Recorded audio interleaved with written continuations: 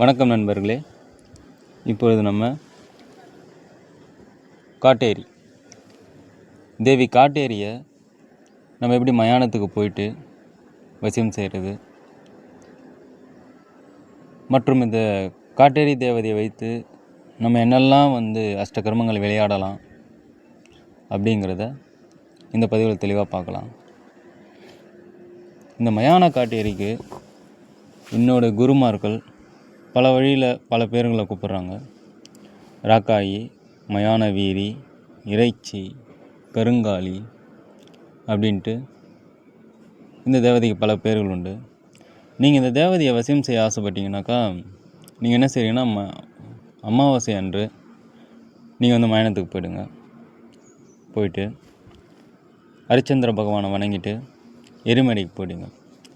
எரிமேடையில் அரை அடி ஆழத்துக்கு ஒரு வட்டமாக ஒரு குழி தோண்டி அந்த குழிக்குள்ளே மஞ்சள் மற்றும் குங்குமம் உள்ளேயும் வெளியே நல்லா தூவி விட்டுடுங்க. விட்டுட்டு வெள்ளியில் கண்மலரோ அல்லது எட்டி பலகையில் அழகாக 2 கண்மலரோ எடுத்துக்கோங்க. குழிக்குள்ளே வச்சுட்டு காட்டேரி அம்மாவோடைய எந்திரம் செப்பு தகடில் எழுதி அதையும் உள்ளே வச்சுடுங்க. வச்சுட்டு குழிக்கு மேலே தலை வாழை இலை விரித்து அவல் பொரி, வெற்றிலைப்பாக்கு, பூப்பழம், தேங்காய் மற்றும் வரகரிசி சாப்பாடு, ஆட்டு ரத்தம், மாட்டோட ரத்தம் மற்றும் சகல விதமான மாமிச படையல் வச்சுடுங்க. காதோல கருகுமணி, சுருட்டு எல்லாத்தையும் வச்சுட்டு